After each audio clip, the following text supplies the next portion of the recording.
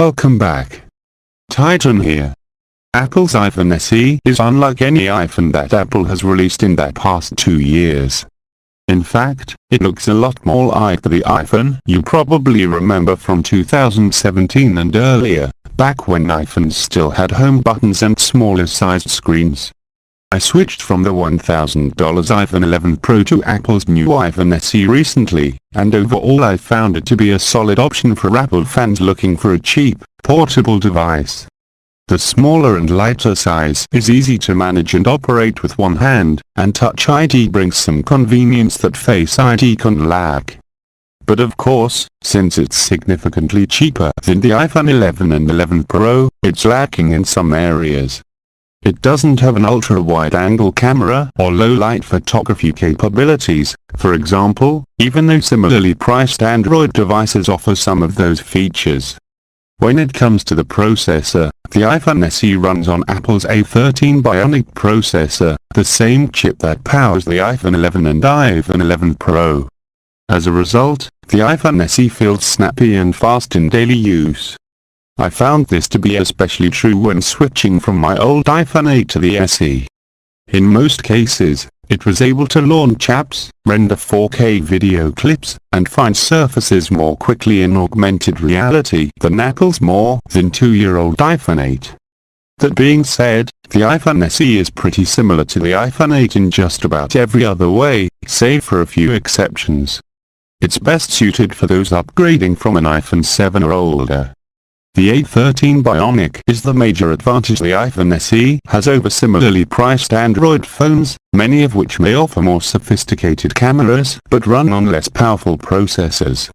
The iPhone SE is the most compact iPhone Apple has released in years. It has a 4.7-inch screen just like the iPhone 8, and weighs noticeably less than the iPhone 11 and 11 Pro. The iPhone SE weighs 5.22 ounces, while the iPhone 11 weighs 6.84 ounces and the iPhone 11 Pro weighs 6.63 ounces. The iPhone SE has a single 12-megapixel camera that supports portrait mode and all 6 lighting effects that go with it. Overall, the camera system is very similar to the one found on Apple's iPhone XR from 2018. You won't get the more advanced photography features found on Apple's newer iPhone models, but you won't be disappointed by the SE camera either. During my time with the phone, I've found that it takes sharp, crisp images that may not be as vibrant as the ones taken on the iPhone 11 Pro, but are in some cases an improvement over the iPhone 8. Given its cheap price, it's reasonable to think that the iPhone SE wouldn't come with all of the capabilities of the iPhone 11 or 11 Pro.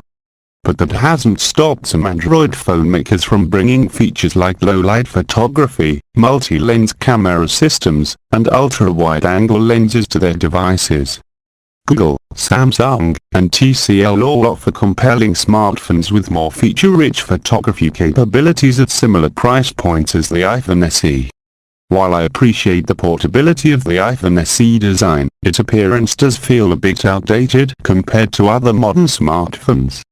Other affordable Android phones, like the $400 Samsung Galaxy A51 and $400 Google Pixel 3, still offer screens with much smaller bezels for around the same price. When it comes to the battery performance, I usually get roughly 1 full workday out of the iPhone SE, which is acceptable given its low price. But when switching from a more expensive phone like the iPhone 11 Pro, I often found myself scrambling to plug in my phone after work hours. Battery life will always vary depending on how you use your phone. During the workday, I tend to take a lot of phone calls, leave my screen on for long periods of time to avoid missing work notifications, and record audio frequently. All of these tasks will drain your battery faster than usual, which is why I tend to get more battery life out of the SE on the weekends. The bottom line is that if you're a power user that's frequently recording video or audio, or running graphics-heavy games, you may want to make sure you have a charger handy or opt for a phone with longer battery life. So, is this for you? The iPhone SE is a reliable, affordable choice for Apple fans that want something that feels familiar and won't break the bank. You shouldn't expect to get all of the benefits you'd find on a much more expensive phone like the iPhone 11 Pro. But the SE-A13 Bionic chip offers fast performance for the price, and should provide some reassurance that your phone won't quickly feel outdated in terms of speed.